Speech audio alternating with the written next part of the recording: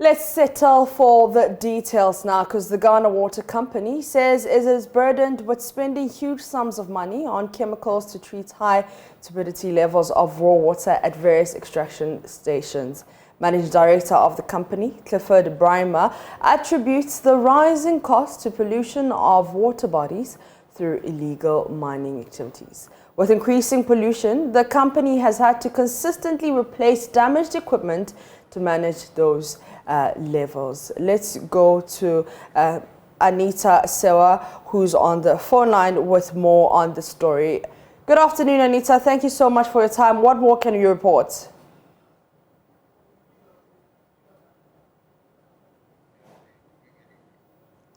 All right, it seems like we're having some trouble with getting Anita. We'll try and bring her back onto the phone lines as she gives us an update. You know that here at Multimedia, we're running a hashtag No to Galamsey campaign, and we urge all of you to join in the fight to curb this menace. A Deputy Minister at the Ministry of Lands and Natural Resources, George Mekuduka, has rubbished allegations of his involvement in Galamsey activities in the Takwa Nzuom constituency. According to him, anybody who alleges that he's involved in the illegal mining menace must come out with concrete evidence to prove that allegation and not engage in speculations aimed at tarnishing his reputation. He's been speaking exclusively with my colleague Samuel Kojo-Brace. And I'm not going to lose focus. I'm so determined. We'll continue to clamp down these miners or illegal miners who are so determined to destroy our country. I mean, we can't allow this nation wreckers to just put up statements just to confuse everybody. Now they just want to demoralize you. You are working hard. You want to make sure water bodies are clean. You want to make sure people get work to do, like establishing community mining. Obviously, become a target. You're doing the right thing, and people will come after you, including, you know, intra and other related political innuendos that you have in the system. They will all come after you. But God is on our side, and we are so determined. We have nothing to hide. Galamsey is not done in the chamber. It's done in open. If Mekuduka has a concession, be on the concession, show the public where the concession is. I started challenging people about 6 years ago that if you think Mekuduka has a concession and you have that evidence, show it to Ghanaians. You can't just speculate. He's a miner. As for that, you can easily say so. So if the IGP, for example, is from a community and robbery happens in that community, and because it's an IGP, so nobody should steal from that community. I mean, it may happen. It doesn't matter where he's from. It can. So if Mekuduka is the deputy minister and illegal mining has happened in his hometown, so therefore you think, I mean, let's be realistic, and some of these things, discuss them dispassionately, moving out of politics. You go to other areas that people of high repute hail from. You have illegal mining there. It doesn't mean you can just associate those illegal mining to them. You see, the Galamseyers, they do flourish in some of these things because they know that, yes, they are pointing figures at the leaders. So they get a field day to do their own thing. If we don't stop that, we will not be able to win this battle. We need to stop that. Let's be practical. Let's get to work. Let's really point to where. That's Deputy Lands Minister refuting some allegations of his involvement in Galamsey. But let me go back to my colleague Anita Sewa, who has been reporting that the Ghana Water Company says it is burdened with spending huge sums of money on chemicals to treat high turbidity levels of raw water at various extraction stations. Managing Director of the company, Clifford Brimer, attributes the rising cost to pollution of water bodies through illegal mining activities. With increasing pollution, the company has had to consistently replace damaged equipment to manage these rising turbidity levels of water bodies. Anita, thank you so much for your time. What more can you report? Okay, so actually we visited River Ofen on Saturday with the Minister for Sanitation and Water Resources. And according to the Ghana Water Company, they are burdened with... hello, please, can you hear me? Hear you. Anita, I can hear you. Anita. Okay, so according to the Ghana Water Company, they are saying they are facing a reduction in volumes of water treated and supplied to customers as a result of the pollution of water sources by illegal miners. And the company is saying that it continues to incur extra costs to treat and supply water to its customers. And according to Clifford Brima, who is the managing director of the Ghana Water Company, the cost is in several folds. And according to him, their machines have been stopped and maintained more regularly, so the shutdowns are becoming too frequent. And according to him, he was saying that anytime there's a shutdown, people are not getting water, and the cost keeps multiplying. All right, thank you very much. That's the Love FM reporter Anita Sewa giving us an update on that Galamsey story. Remember, you can join the conversation, hashtag No to Galamsey on all our social media platforms, Facebook, Twitter, and Instagram. Let us all gather together for this fight. Now, this afternoon, it was a packed court when both Attorney General and Minister for Justice Godfred Dame and Lands Minister Samuel Abu Jinapor stormed the High Court to lead government's efforts in the prosecution of Aisha Huang and others being held for illegal mining. The Attorney General signaled the readiness of government to conduct an expeditious trial to send a signal to all those engaged in illegal mining that government is coming after them. My colleague Kweku Asante sat through proceedings and will join us later for this conversation. Welcome back. Now, almost 80,000 girls in Ghana aged between 12 and 17 years are already married or living with a man, and that's according to the Ghana Statistical Service, which says nearly 26,000 of them are girls of junior high school aged between 12 to 14 years. The data released by the Ghana Statistical Service is based on the 2021 population and housing census and coincides with the International Day of the Girl Child, which is being observed globally today. Now, the day seeks to highlight challenges preventing young girls from reaching their full potential, such as early marriage and lack of access to educational and senior opportunities. Senior statistician and member of the 2021 Population and Housing Census Methodology Team, Moses Ansah, has been giving us the regional breakdown of the phenomenon. The northern region, yes, has the highest proportion. Okay. That is about 14,000 of girls are in a union. Okay. And that constitutes about 10.6% of these girls. Okay. And then it is also followed by Ashanti region, which also have about 9,000 of such girls with 2.7% of the proportion. When you go to the lower side of the graph, you realize that the Ahafo and Western North regions are the lowest, Ahafo having about 1,268 of these girls in such a union, and then Western North having about 2,267 girls, constituting 3.9 of the girls that have been identified to be in this kind of union.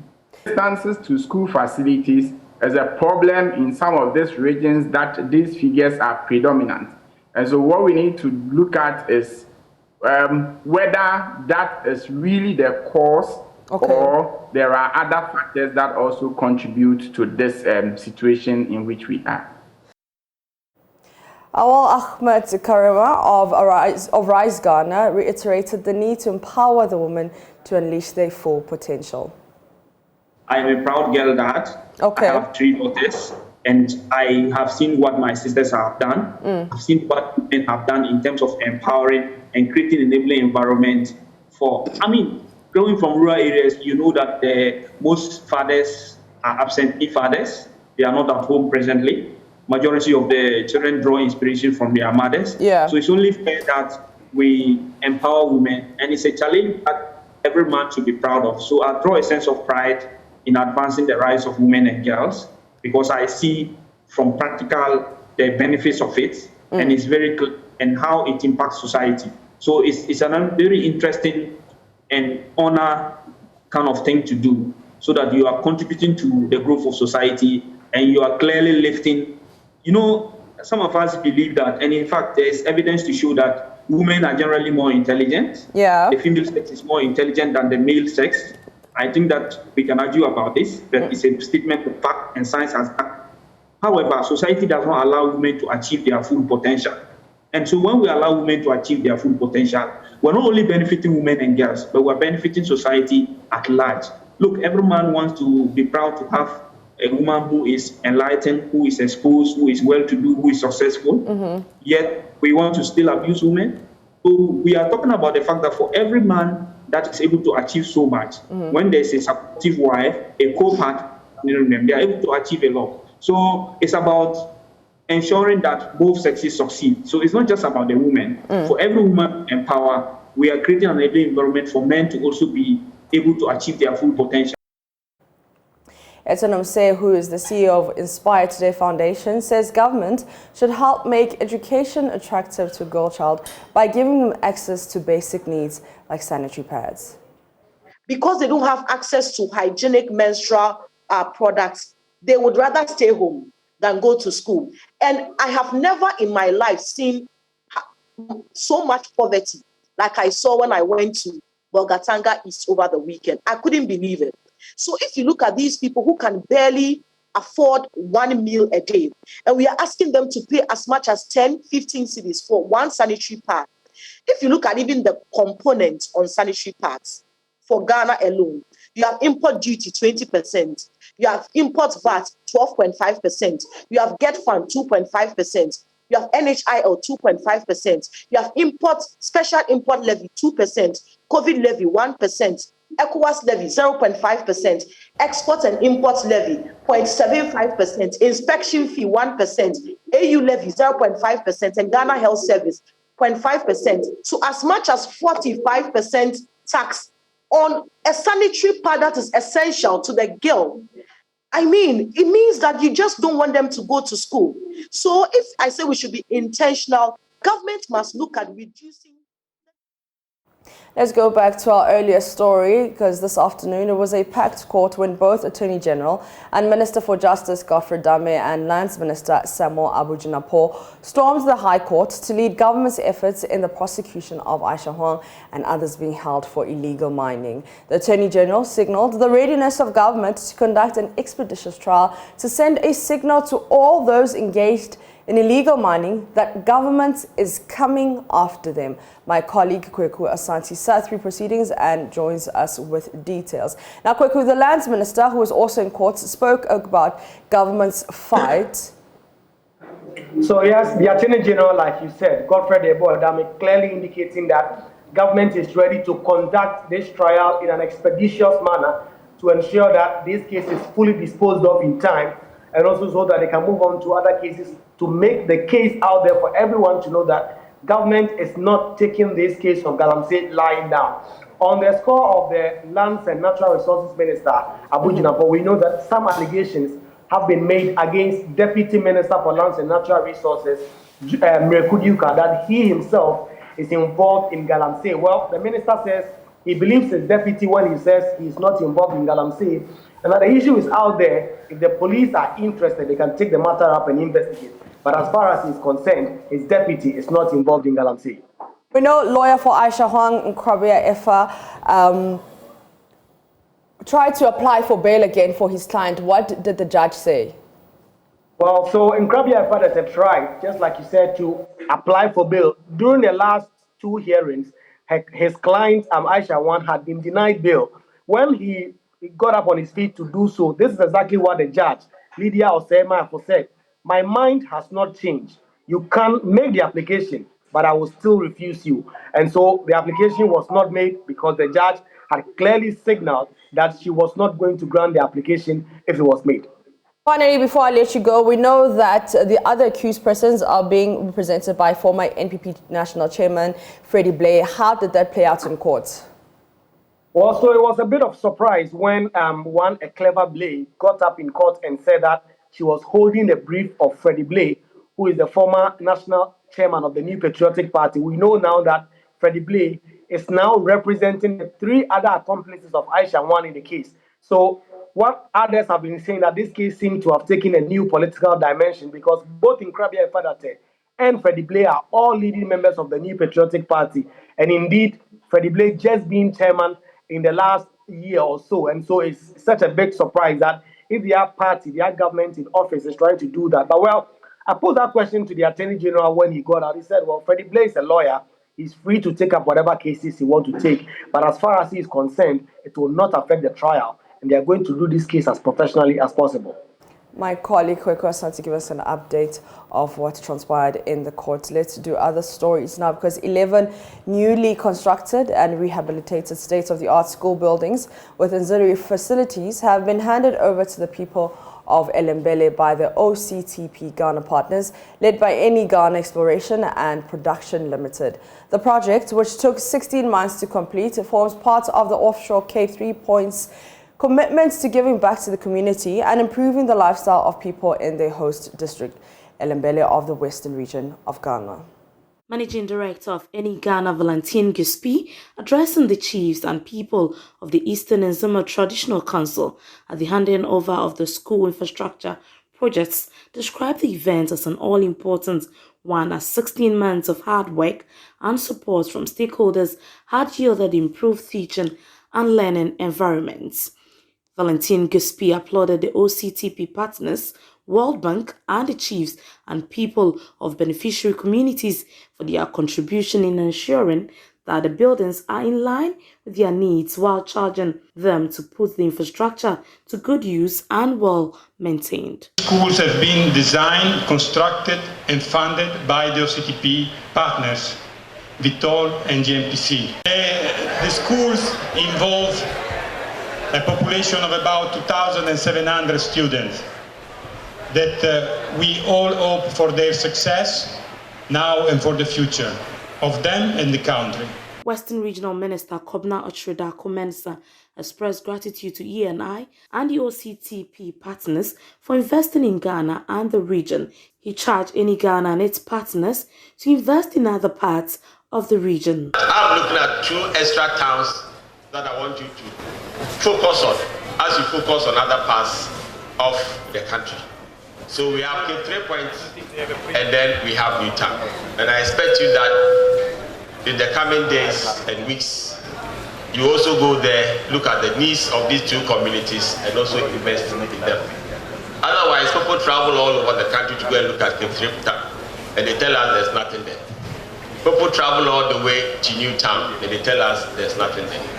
I believe that as you invest in your corporate social responsibility programs and your local content programs, you make it a point to invest in these other towns. Deputy Minister of Energy Andrew Kofi Ejapa-Mensah encouraged the oil and gas companies in the Western region to give back to their host communities, since that is the surest way to live harmoniously. One of the cardinal ways through which host communities of oil and gas activities and operators live in a peaceful coexistence, translating into a conflict-free oil and gas industry, is when the operators give back to these communities through these intervention projects. The people, as it were, feel part and parcel of the activities of the operators. Indeed, this project will be part of the effort at achieving the Sustainable Development Goals and also pursuant to the Paris Agreement obligation of improving the well-being of local communities. Awolai Amiya Kpengle, the third Paramount Chief of Eastern Nzima Traditional Council, described Eni and its OCTP partners as the best among the lots to have regulated in the area. Achimota School has progressed to the 1/8 stage of the National Science and Maths Quiz Competition after beating Okwepiman SHS and Navrongo SHS a short while ago. The one-time winners earned 41 points, while Okwepiman SHS and Navrongo managed to secure 25 points and 10 points respectively. Although they were called at the 11th hour to the national competition as part of the 9 highest losing schools, the students of Motown said they are preparing feverishly to win convincingly against any school. Now, let's check out some of what's happening, some of the contest that is currently taking place.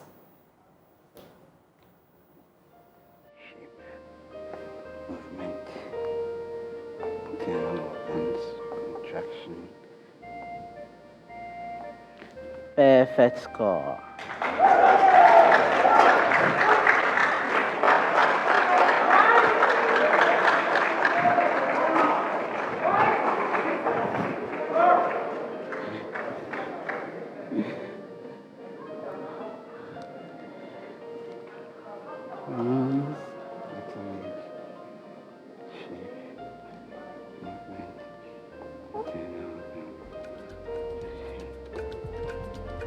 Another perfect score.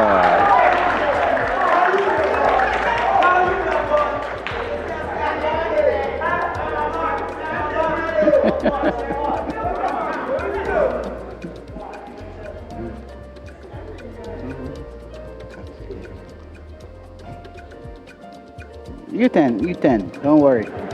You get to know.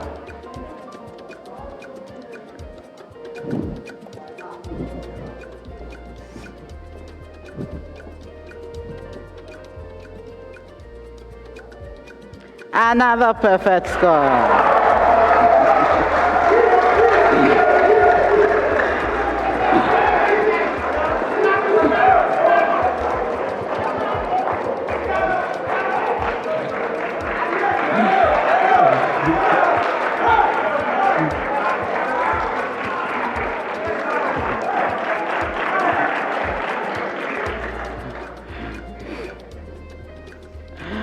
Okay, so our contestants have solved the problem of the day very beautifully.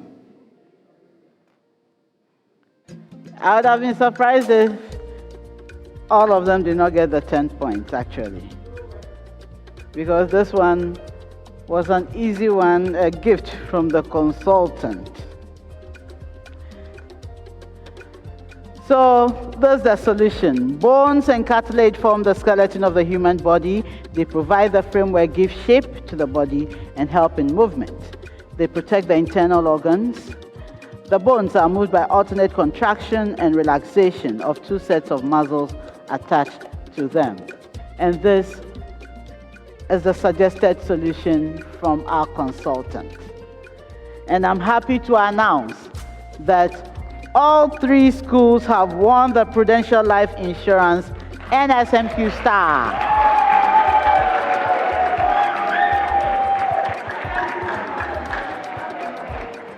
So each school will be taking away 500 Ghana cedis. This is going to the team.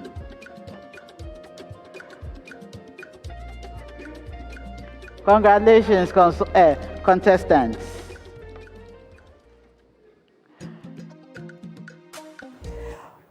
For all the National Science and Maths Quiz action, follow the hashtag NSMQ on Joy, also NSMQ 2022 for all you don't want to miss of a National Science and Maths Quiz. We're going to take a quick breather for business. Hello, good afternoon. It's time to do business with me, Beverly Broom. The Ghana Free Zones Authority, as part of its corporate social responsibility, has launched a breast cancer awareness program. According to the Chief Executive Officer of the Ghana Free Zones Authority, Mike Okwei Jr., this is to give back to various market women across the country. The launch took place at the Dom and La markets. The Ghana Free Zones Authority says the initiative is structured in a way to give back to society. Dr. Michael Okwei Jr. maintained that plans are far advanced to bring on board other corporate women. We are in the month of October, and we know the month of October represents breast cancer awareness. At the Ghana Free Zones Authority, we've taken this as one of the things that we are going to really promote. So last year, we had a few engagements around Laboni, cantonments, and 1 or 2 other places. And this year, the team decided that we should go to a few markets so that we take the breast cancer fight to the doorstep of many women who may not have the time or the opportunity to be around cantonments or Laboni. So from the two markets, we chose Dome, and then we also chose La. Dome being home where I reside, and La being the area where our head office is located.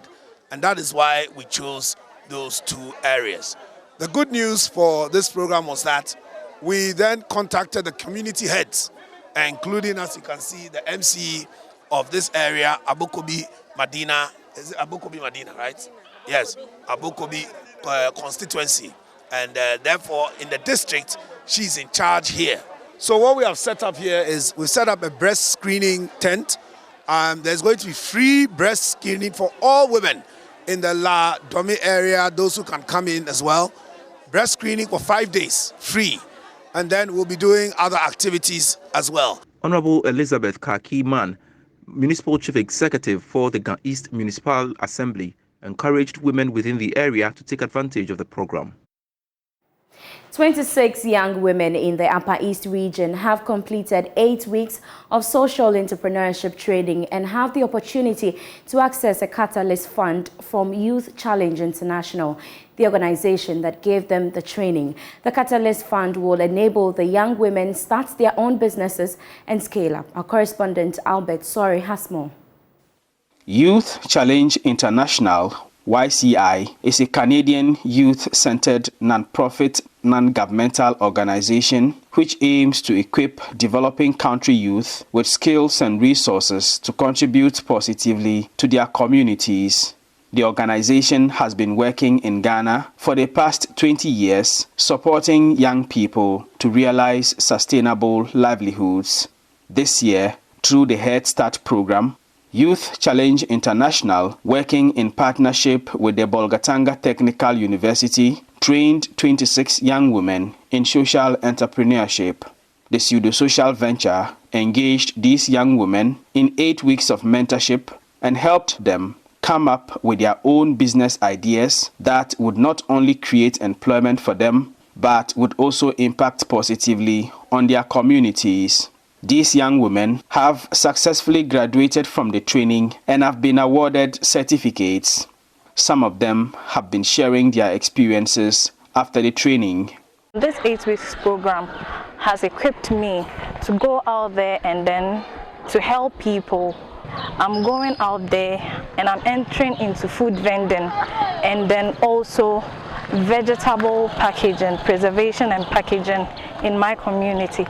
They haven't only taught me how to be a business-oriented person, but to be a business-oriented person socially. What I intend to do is to trade in straw, which is the basic material for basket weaving, because I've realized that I am in a community where everyone are into basket weaving. Here is the case, they don't even get the materials they need for the basket weaving. So it's a great challenge that they are facing. And in my community, I've realized that most of the homes face a lot of challenges of feeding, that is poverty and hunger. And so my target is to train people on how to do pastries. They also have the opportunity to apply for seed capital from a Catalyst Fund to start up and grow their own businesses. That's all for Business Now. We have more business news when you log on to myjoyonline.com. My name is Beverly Broom. Up next, the sports. Town of Black Outline here with sports on Joy News today. Blacks Meteors coach Ibrahim Tanko is confident his team will qualify to the Africa Under-23 Cup of Nations to be staged in Morocco next year. Ghana will face Mozambique next week in the second phase of the qualifying series at the Cape Coast Sports Stadium, and is hopeful of a good start. That game will be on October 23 at the Cape Coast Sports Stadium. But tonight, there will be UEFA Champions League action. Let's take a look at the fixtures as Chelsea and AC Milan square off at San Siro. We'll have that game on Joy 99.7 as my colleague George Adejina takes the driving seat for commentary tonight. Other fixtures will be Dynamo Zagreb against FC Red Bull Salzburg. We have Celtic versus RB Leipzig. Shakhtar Donetsk will come up against Real Madrid. FC Copenhagen will play Manchester City. Borussia Dortmund they will sit at home and play Sevilla. And more of the fixtures in the UEFA Champions League as we bring you live commentary on Joy 99.7 today. Maccabi Haifa will play Juventus and Paris Saint-Germain will play Benfica. These are the fixtures for tonight. And do join my colleague Georgia the Junior at 6:50 p.m. as we build up to that game that kicks off at exactly 7 o'clock. Muftar Nabila Abdullah with sports on Joy News today. Up next is World News.